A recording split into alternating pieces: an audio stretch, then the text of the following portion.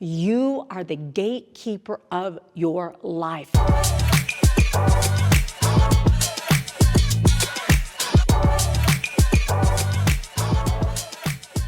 Today I want to talk to you about editing to focus. We all have to edit to focus. So you think, what do you mean edit? Well, editing is the ability to remove what is superfluous, what is extra, so what is important can really stand out. Now, if any of you know me, I am a boy mom. I ended up raising 4 sons, so I hardly ever watched chick flicks. And I want to talk to you about the scene from Man of Steel, because Man of Steel has this moment in it where I completely see him editing to focus. So Superman, he's a little boy, he's in a classroom when all of his superpowers kick in. And all of a sudden, he not just sees his teacher, he sees inside of his teacher. He can see her heart beating, her lungs moving. He not only sees the clock, he can hear the clock ticking. Everything begins to overwhelm him. And the teacher asks him a question that he actually knows the answer to, but he is so overwhelmed by all of the things that are interfering with his senses right now, his focus, that he can't even give her an answer. He runs out of the room, locks himself in a closet, and outside he can hear everyone calling him a freak and saying, what is wrong with him?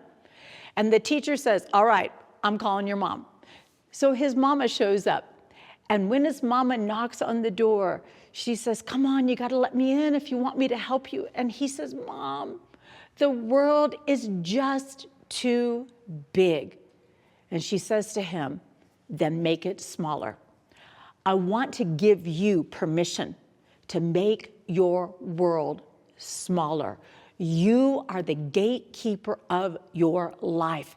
Maybe already you're feeling like, no, that's where my world is right now. It's just too big. See, making your world small does not mean less.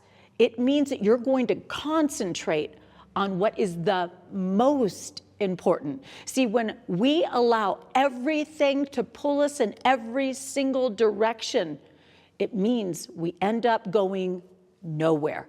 You have to decide what the pulls on your life are. You can have this incredible ability to do a lot of different things, but if you don't focus in on the most important things, you'll end up being good at a lot of things and never great at any one thing. So I'm going to help you do a little bit of a focus. First of all, the people that live in your house, they are worthy of your focus. The people that you can see, the people that you can touch, your neighbors, the people down your street, the people in your real community. Those are the people who are worthy of your attention. Now, it doesn't mean the other people don't have value. It just means that it's going to be a whole lot more effective if you focus on the people that God has put in your immediate line of sight. Focus is a hard thing for me. When I write a book, I have to move everything out of my peripheral vision. They say that if you can't see it, then your brain does not have to deal with it. So I'm going to give you a little practical exercise. I want you to write down what is the things that you want to focus on. Focus on your marriage, maybe. Focus on friendships. Focus on a career. Focus on your education. Focus on your children. I want you to write those things down. And those things are the things that move everything else out of the way so that you can see clearly a path forward.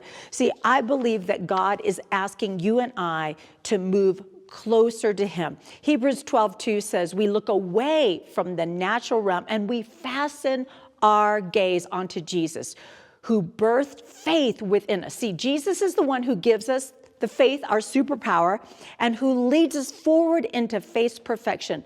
His example is this, because his heart was focused on the joy of knowing that you would be his.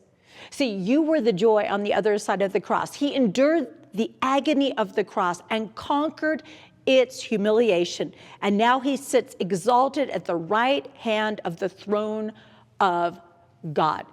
See, we don't want to be people who are listening to the crowds and missing what is on the other side of this season. You and I don't need superpowers to realize that we live in a day and a time where everything is trying to overwhelm and overstimulate us. We need to be the ones that say, we are not going to bow to something that we can hold in our hands. You know, I was watching this documentary and looking at these different photos where they were saying that the posture of people is going to change because people are so busy looking down at what they can hold in their hands. I'm going to challenge you to lift your eyes, to begin to count the stars, to begin to focus on God's majesty, to focus on his wonder, to say, I don't have to be the superpower here. He is my source of power, and because he is my source of life, I'm going to believe that he is the glory and the lifter of my head. I'm going to put down those things that I can hold in my hand, and I'm going to go outside and I'm going to let God enlarge what is inside of me so that I can focus on the things that really matter. By making my world smaller, I'm going to make God larger.